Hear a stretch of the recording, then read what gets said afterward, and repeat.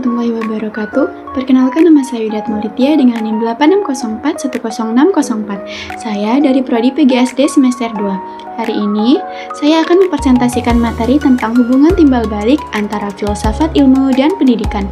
Di sini, saya akan menjelaskan bagaimana keduanya saling menguatkan, fungsi filsafat ilmu sebagai alat analisis, hingga contoh nyata penerapannya di dunia pendidikan. Secara sederhana, hubungan filsafat, ilmu, dan pendidikan itu diibaratkan akar dan pohon. Filsafat ilmu adalah landasan atau akarnya. Ia memberikan dasar berpikir, aturan, dan arah tujuan. Sedangkan pendidikan adalah batang, dahan, dan daunnya.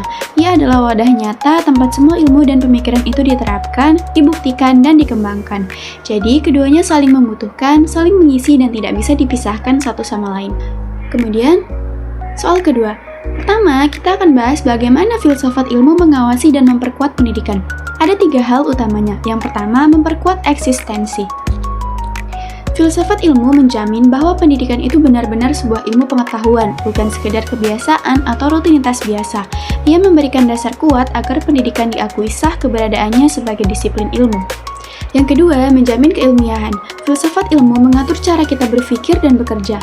Ia menentukan metode apa yang benar, cara mencari pengetahuan yang sah, dan cara menguji kebenaran. Jadi, segala sesuatu dalam pendidikan, mulai dari cara mengajar sampai cara menilai, dilakukan secara ilmiah dan tidak asal-asalan. Yang ketiga yaitu menanamkan nilai-nilai. Filsafat ilmu menentukan tujuan akhir pendidikan. Ia menjawab pertanyaan untuk apa pendidikan ini diadakan, apa manfaatnya bagi manusia, sehingga pendidikan itu tidak melenceng, selalu mengarah pada kebaikan, kebenaran, dan kebaikan akhlak. Yang ketiga, pendidikan memperkuat filsafat ilmu. Sebaliknya, pendidikan juga sangat berperan besar bagi perkembangan filsafat ilmu. Pertama, sebagai wadah penerapan, pemikiran filsafat ilmu hanya akan menjadi teori kosong jika tidak dipakai. Pendidikanlah tempatnya. Di sekolah atau kampus, ide-ide filsafat itu ada dicoba, dipraktikkan, dan dilihat hasilnya. Yang kedua, sebagai sumber pengembangan ilmu.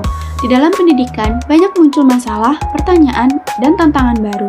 Hal inilah yang memicu para filsuf dan ilmuwan untuk berpikir lebih dalam, meneliti, dan menyempurnakan pemikiran filsafat ilmu itu agar selalu mutakhir. Ketiga, mewujudkan nilai.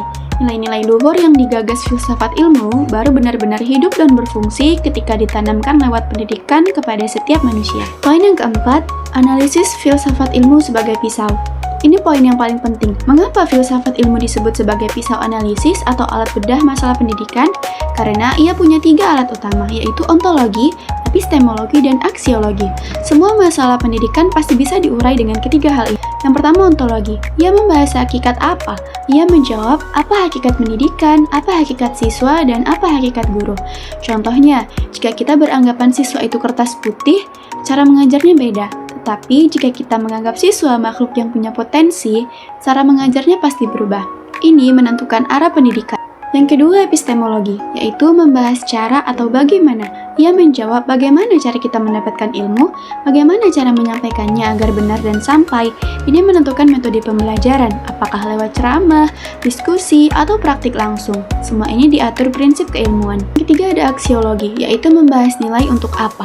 Ia menjawab untuk apa ilmu itu dipelajari, apa gunanya, apakah baik atau buruk.